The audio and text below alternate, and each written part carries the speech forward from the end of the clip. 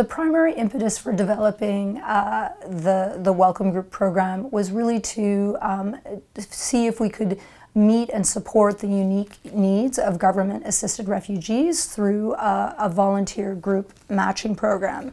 And we did this because we noticed that, that privately sponsored refugees in Toronto and blended visa office referred refugees really benefit from the social connections that they receive through the kind of group matching of those models. And we wanted government-assisted refugees to have that same welcoming community support when they arrived in Toronto. As well, we were looking at academic research that suggested that low social capital upon arrival can, result in increased social isolation, and that if you provide access to social connections, you can really decrease that social isolation that can be a common experience upon arrival for newcomer refugees. The Welcome Group program is currently being run in Thunder Bay and in the Greater Toronto area. We've previously worked also in London and Ottawa. The key features of the program are it's a matching program. So we connect volunteers with government-assisted refugees for social support around settlement and integration. So what we do is we recruit and train volunteers to assist in the most efficient way possible based on the newcomer-defined goals of individual households. So depending on the different challenges that newcomers are facing, we try to provide the kind of volunteer support necessary that can help them achieve their goals or overcome challenges. Key elements of our program is preference matching. So we try to learn as much as we can about the newcomers that we're working with, as much as we can about the volunteers, and that allows us to kind of find the most compatible match possible to ensure the highest level of support. All of our matches are also supported by a separate category of volunteer. We call them cultural ambassadors. Those volunteers can assist with bridging the kind of linguistic and cultural gap between volunteers and refugee newcomers that they're matched with. We also provide training. So together with our partner, Cost Immigrant Services, and other RAP SPO partners across the province, we developed a 4-part training manual series, and that goes into our orientation for volunteers and also provides a base of resources for them to apply over the course of their match. Our matches last for roughly 6 months from start to finish.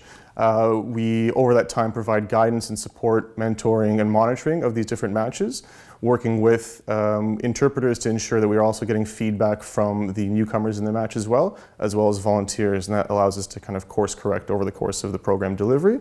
The main change that has occurred in the goals of the program over time is that because this program was initially conceived of when there was this large influx of Syrian refugee families who needed assistance with first-year settlement, the program was it was initially a 1-year program where a group of 5 volunteers would assist with many different aspects of settlement. Over time, we've realized that the highest and best use of volunteers may in fact be to support specific newcomer-defined goals that may occur in year 2 of settlement, and thereby, and in that sense, volunteers are assisting more with the integration of these families.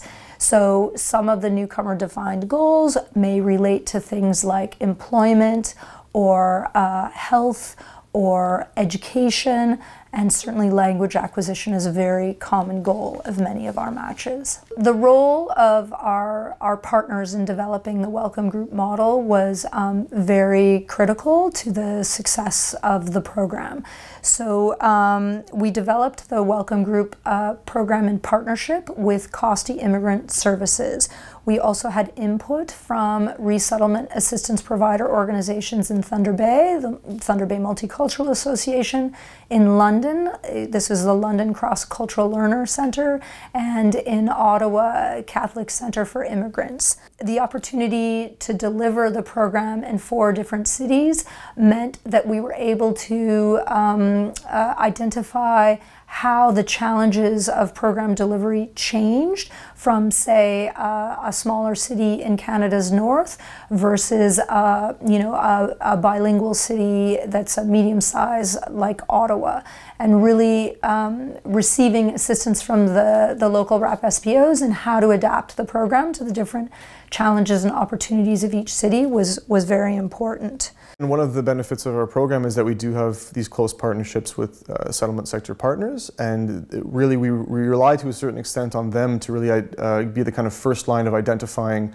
who would be interested in this program. The kind of clients that are referred to us by our settlement sector partners are the ones that they've identified as being potentially interested and that could really benefit from the kind of support that volunteers can offer.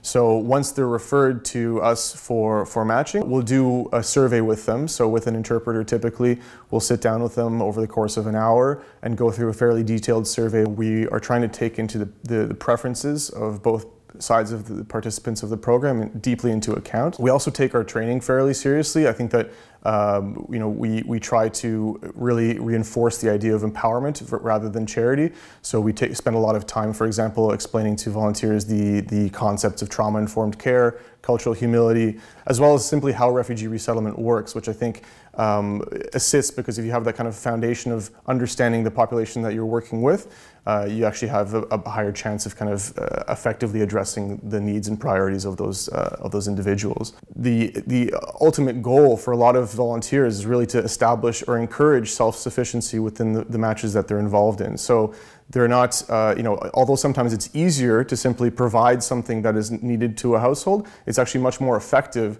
to help that family or help that individual learn how to acquire those services or those goods or register for a program on their own.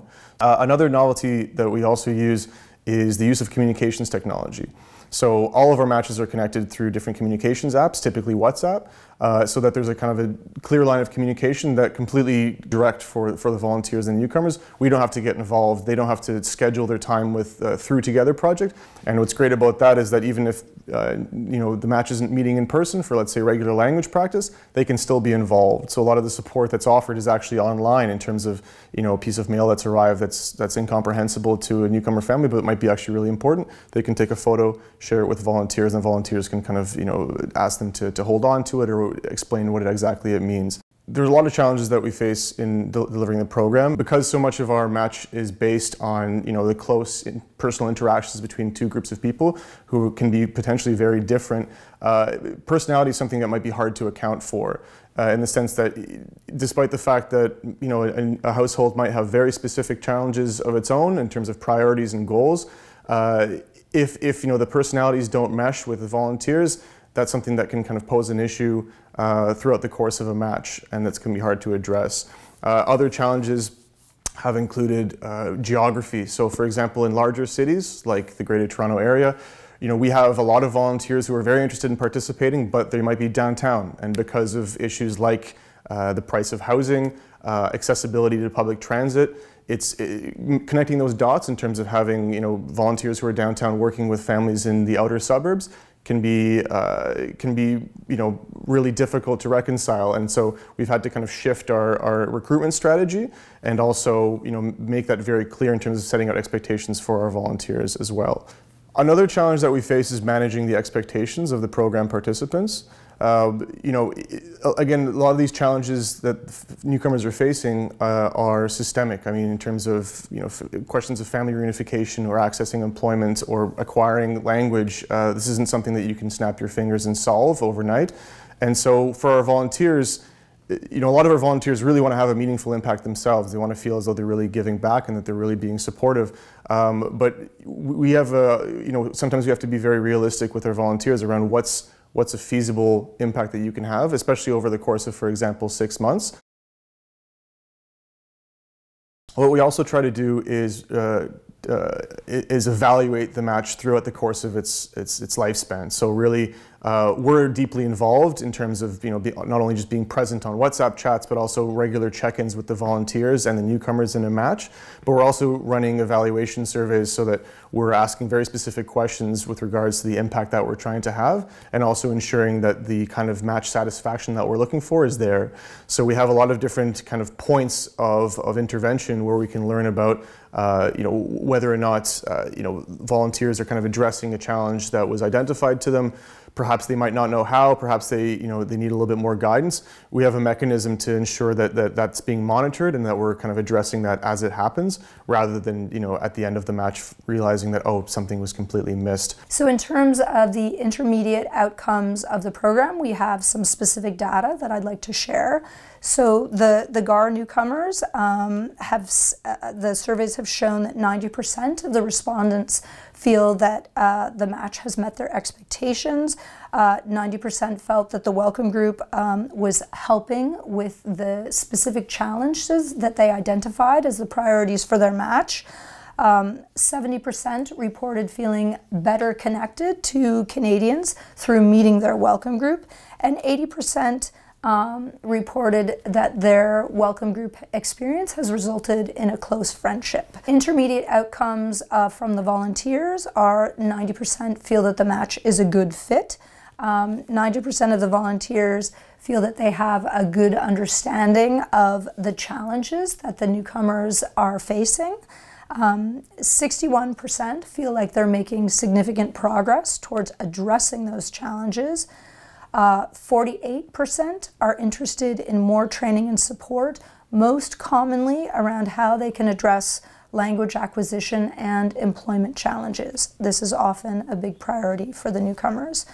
And then 90% of the volunteers report having learned more about refugee integration through their match. In terms of future possibilities, we've definitely received inquiries about whether or not we would consider adapting the welcome group model to serve convention refugees, that is to say,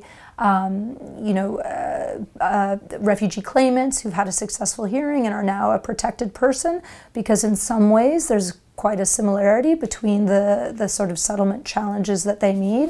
There are also significant differences, but we think that's a real possibility, especially given the number of refugee claimants who are in Toronto.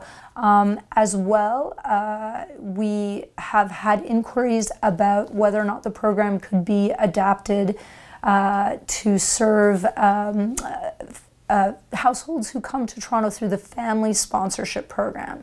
And the need that has been identified there is that sometimes family sponsorship can also result in social isolation because the newcomer household is not connected to a diverse social network.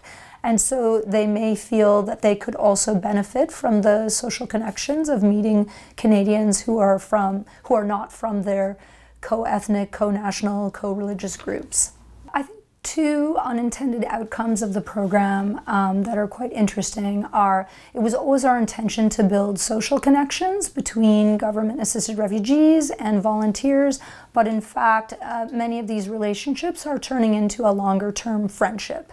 So I think that's a very important outcome. And then similarly, we see a lot of positive public discourse that has been created as a result of the program. This public discourse is happening not only in the media, where we're sharing stories of the experiences that our volunteers have had and our newcomers have had in the matching program, but also on a more informal basis. In many ways, our volunteers become our ambassadors. This isn't something that is going to be a flash in the pan. This is kind of a longer term. We're trying to kind of make a sustainable program that can normalize the fact that newcomers are going to be continuing to arrive to Canada. The more welcoming the community is, the stronger the community will be. One of the first things that a lot of volunteers say when they get involved, kind of early on in the match, is, "I wish I had something like this when I arrived." We have a lot of volunteers who are previous refugee newcomers themselves, and they kind of see the value. And it's certainly anecdotal, but I think that's kind of a profound thing to share. And I think that for a lot of our volunteers especially, it's hugely rewarding in that regard, because This is something that they maybe hear about in the news, they learn about in school around multiculturalism, around bringing newcomers into our communities. And now they're playing an active role in it. They're learning about what services are accessible to newcomers, how challenging it can actually really be. And that aspect of it as well is something that drives, I think, for a lot of our volunteers, a sense of accomplishment or understanding that they do kind of understand the scope of integration, the scope of settlement a lot more broadly.